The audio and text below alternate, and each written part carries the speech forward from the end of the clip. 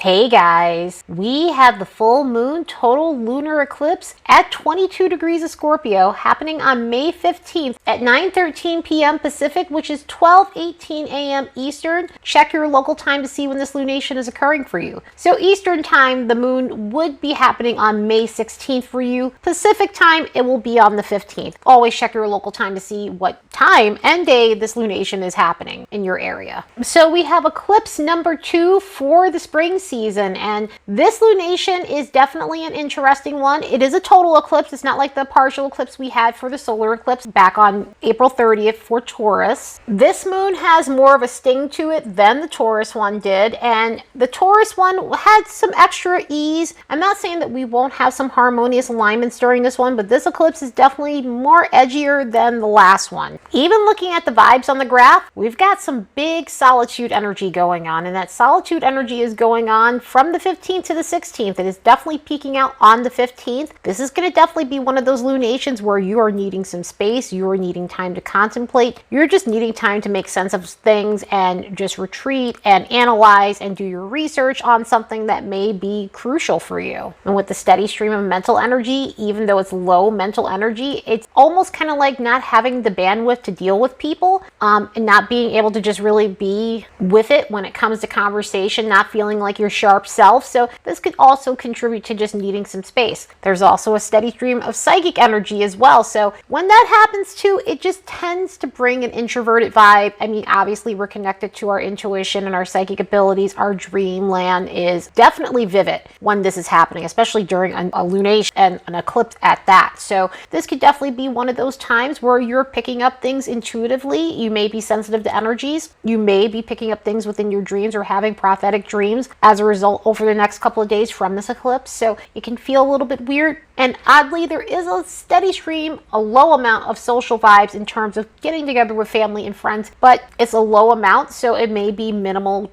hanging out, contact, communication, and that sort of thing. There is a sliver of romantic energy within this too, so maybe some light flirtation can go on during this lunation, but other than that, there's some edge to it for sure. So this particular eclipse will be visible in North America, Africa, South America, Western Europe, and some parts of New Zealand, some parts of Southwest Asia. So it will be visible in most places. If you're in the States, you'll actually get an opportunity to look at it if you want to. In some parts of the United States, it will reach totality, and then there are other parts where it won't. The eastern part of North America mostly will actually see totality, whereas the western part may not necessarily get as much in that it may see like almost full coverage to a partial eclipse. So yeah, we have another eclipse, and of course, as you guys know, when it comes to eclipses, I don't read these like I do new and full moons, because eclipses are complex versions of new and full moons. They are charged up, heat up energy. They are definitely powerful. New and full moons are powerful on their own, but this definitely puts an extra edge to it. It definitely revs shit up when it comes to these lunations. And with that being said, if you're into manifesting, I don't recommend it. It just could go wrong. You don't want to start manifesting something or whatever method you might use to blow up in your face. You don't want something to backfire. If you're going to do that kind of work, you want it to work for you. And eclipses is just not the right type of energy because it's chaotic energy. It is the changing of the lights of the luminaries. It is like a light switch flipping on and off, and you just don't want some of the backfire. I do have a full article on eclipses, and I do have a section where I talk about not manifesting during eclipses. So I will leave a link in the description box below if you'd like to read that. Because this is a lunar eclipse, we are dealing with feminine energies. So a lot of times with these feminine energies, full moons and lunar eclipses are the same thing, and they are about completion. They're signaling an end to something, or an end of a cycle, or something's being cleared out. Something may need to be replaced. Something may need to be tweaked. So that's another reason too. I mean, any eclipse, solar or lunar, you just don't want to manifest during those. But these types of eclipses definitely have their epiphany moments. So there could be an epiphany about something that ends up happening. Eclipses, again, they're a changing of the luminaries. As I've stated before, they are reboots to the system. When you turn your computer off for a patch update, system update, software update, it is a change in the script. And so when you power it back up, you either get a new script completely, some sort of alteration, a tweak, an update of sorts, or some sort of complete overhaul or revamp to something. So you definitely want to make sure that you're staying as grounded as possible and balanced as possible. And again, probably sound like a broken record, don't manifest.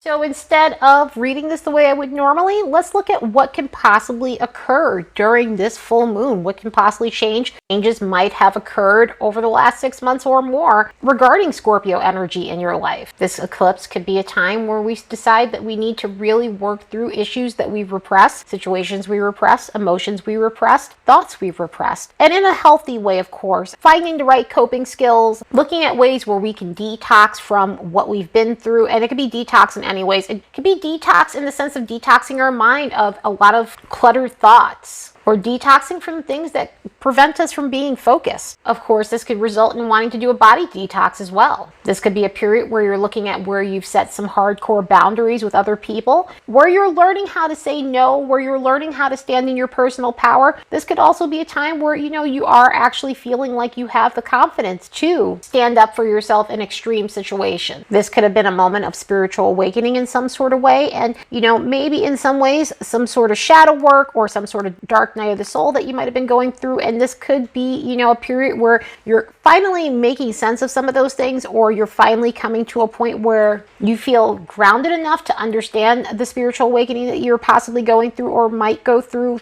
this energy. Scorpio is about hidden knowledge. So this could have been a time where you're receiving a lot of that. You could have been receiving intuitive downloads from a higher source, and again, resulting in some sort of spiritual awakening. This could be a time where your psychic abilities have been very much on point and very sharp and keen. But this could be a period where you learn how to trust your gut instincts. This is definitely a period of re-emerging from hardcore situations. And again, sometimes spiritual awakenings are not easy. So that could definitely have a lot to do with the spiritual awakening part that I was talking about. Any dark night of the soul, things like that, which is connected to a spiritual awakening. But also this could be toxic relationships that need to fall off, relationships that we need to let go of. We could have gone through the cycle, the Scorpio cycle of letting the things that no longer serve us fall off, the metamorphosis and the transformation that we need to go through in order to be strong, and coming out on the other side, feeling reborn and rejuvenated. And this can come in so many forms too when it comes down to reemergence, from walking away from turbulent relationships to, again, gaining your personal power back, even working on debt. Scorpio has to deal with other people's money, and it is the house of debts. So this could be a period where you're seeing some sort of changes going on with that, and you're working on a way to work on your financial situation. It can also be a time of looking at what you've inherited from your family, and it doesn't have to be a literal inheritance of money. This could be just skills or traits, or just doing some sort of examination or research on what you've gained from your family, what type of traits you've gotten from your family, or even working on inherited trauma from your family. So yeah, this eclipse can definitely spark off a bunch of things that are definitely uncomfortable. And because it's in Scorpio, this is going to definitely be about an unveiling or an uncovering of truths and things like that. So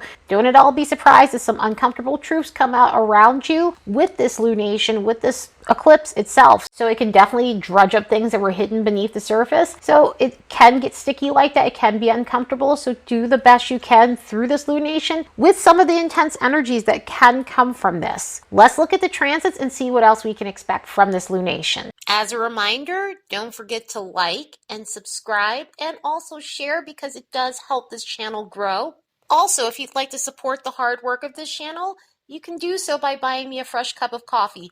There's a link in the description box below. So yeah, this moon is definitely getting some edgy alignments and has a few rulers to it. The moon is ruled by Pluto and Mars. Mars is the ancient ruler, and I always look at ancient rulers when it comes down to that, because it gives us extra information. And with the sun connected with the moon, it is in Taurus right now, so we look at Venus. And all of this is tied into the nodes because we are dealing with eclipses. Eclipses are always close to the nodes. And so the depositors for the south node, which is with the moon currently, is Mars and Pluto. And for the north node, we have Venus because it's ruled by Taurus. You can definitely have some gloomy moments with this lunation because it is making some harder alignments. This moon is making a square to Saturn, so this can cause our moods to feel gloomy. This can cause a sense of just wanting to be alone, wanting to be to yourself, not wanting to really deal with your emotions, but being forced to deal with your emotions. It definitely feels icky in a lot of ways for those reasons. This is one of the main reasons why the solitude energy, among some other stuff, was popping up on the graph so high. Saturn is still in that T-square with the nodes, and Mercury happens to be there in retrograde. The Sun happens to be there. So all of these are opposing one another and creating extra pressure when it comes down to being realistic about things, being realistic about your emotions, being realistic about where you're headed and where you're going in your life, understanding where you need to let go of intensity in your life and become more mellow, and really looking at the things you refuse to change, especially with the moon opposing Uranus and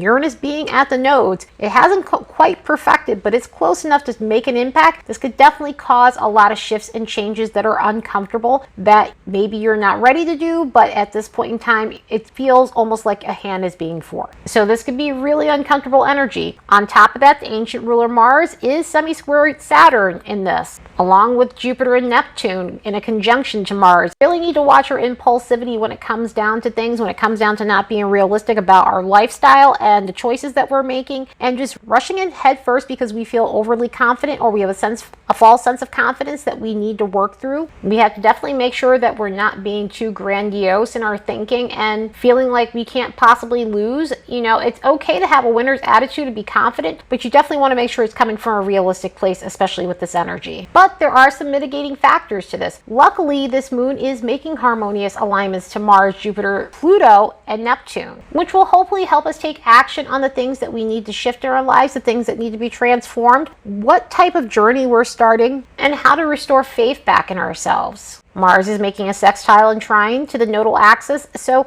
hopefully this gives us this extra motivation to make the changes on the things that need to shift in terms of our intensity, in terms of the things that we are afraid to transform, in order to get to a comfortable place in our lives where we don't have to be so intense and erratic and things like that. And where we can build something stable for ourselves and give ourselves a life with more ease, more consistency, more dependability, rather than things that are always constantly changing and shifting on us, or the things that have just basically cost us our stability. So yeah, this is definitely a lunation that is hardcore. Do the best you can when these energies hit. This is a lunar eclipse. This is an intense one, and so try to be as grounded as possible when it comes down to things and address things in the best manner that you can without too much drama. But I hope you guys had the most productive and best full moon lunar eclipse in Scorpio ever. Later, guys.